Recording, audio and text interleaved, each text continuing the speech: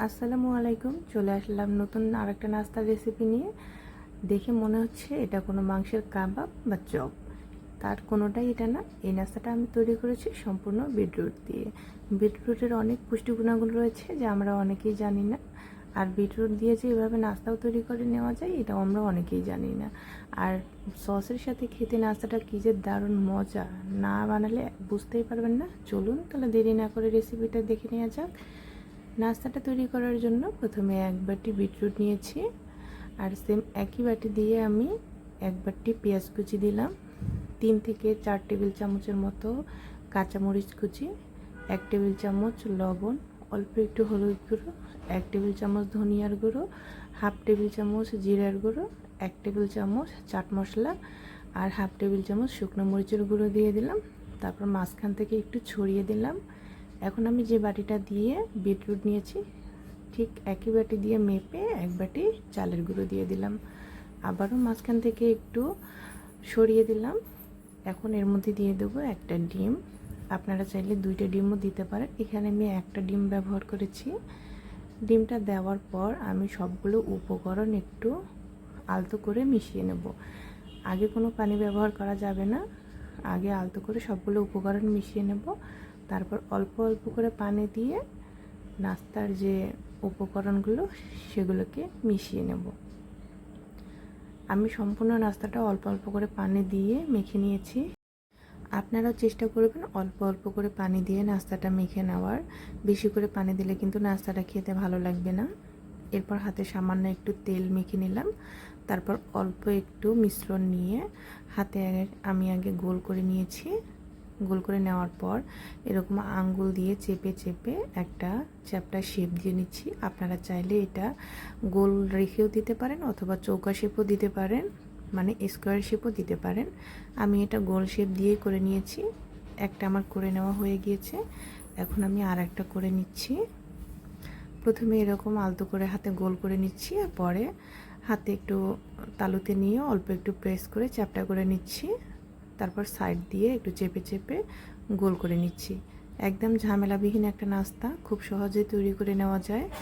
কত সহজে শেপটাও দেওয়া হয়ে গেল। এরকম করে আমি সবগুলো নাস্তা বানিয়ে নিয়েছি। এখানে আমার 1 প্লেট নাস্তা হয়েছে এবং আরও কিছু মিশ্রণ রয়েছে যেটা আমি পরবর্তীতে বানিয়ে নেব। চলুন এখন তাহলে নাস্তাগুলো ভেজে নেওয়া যাক। নাস্তাগুলো ভেজে নেওয়ার জন্য চুলায় একটা প্যান বসিয়ে দিয়েছি, আর প্যানটা যখন গরম হয়ে আসবে তখন আমি এতে দিয়ে দেব রান্নার রেগুলার তেল।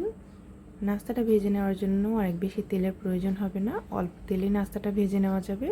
আর অল্প তেলে নাস্তাটা ভেজে নিলে কিন্তু নাস্তাটা যেমন মুচমুচে হবে ওরকম খেতেও ভালো লাগবে। এখানে আমি নাস্তাগুলোকে দিয়ে দিচ্ছি। এখন তেলগুলোকে একটু চারপাশে ছড়িয়ে দিলাম, দিয়ে নিচের দিকটা যখন হয়ে যাবে তখন আমি উল্টে দিচ্ছি। নিচের দিকটা কতটা শক্ত হয়েছে দেখে বোঝা যাচ্ছে যে নিচের দিকটা শক্ত হয়েছে। এভাবে করে আমি সবগুলো নাস্তা উল্টে দিচ্ছি। নিচের দিকটা যখন আবারও হয়ে যাবে তখন আমি আরও একবার উল্টে পাল্টে দিচ্ছি, যাতে নাস্তাটা ভালোভাবে শক্ত হয় আর খেতেও ভালো লাগে। এখন একটা স্ট্যান্ডারের মধ্যে আমি তুলে নিচ্ছি যাতে এক্সেস তেলটা ঝরে যায়। যদিও এখানে বেশি তেল নাই, তারপরেও আমি স্ট্যান্ডারে নিচ্ছি।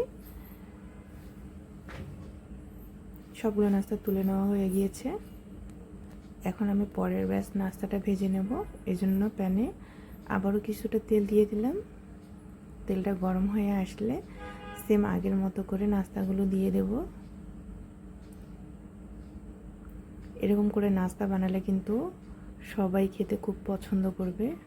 আর বিটরুটে যেহেতু অনেক গুণাগুণ রয়েছে, এটা আমাদের স্বাস্থ্যের পক্ষেও অনেক ভালো। নাস্তাগুলো আমার নিচের দিকে হয়ে গিয়েছে, এগুলোকে উল্টে পাল্টে দিলাম, দিয়ে এরকম লালচে করে ভেজে তুলে নিচ্ছি।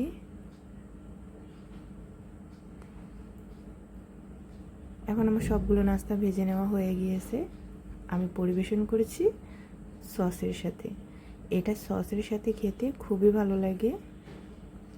বাসার ছোট থেকে বড় সবাই কিন্তু নাস্তাটা খেতে খুবই পছন্দ করবে। আর বিটরুট দিয়ে যে এত সুন্দর মজাদার একটা নাস্তা তৈরি করে নেওয়া যায় এটাও অনেকেই জানতেন না। আজকে নাস্তাটা খুব সহজভাবে শেয়ার করেছি। আশা করছি আমার রেসিপিটা আপনাদের ভালো লেগেছে। রেসিপি ভালো লাগলে অবশ্যই লাইক, কমেন্টস আর শেয়ার করতে ভুলবেন না। আর আমার চ্যানেলটা সাবস্ক্রাইব করে আমার পাশে থাকবেন।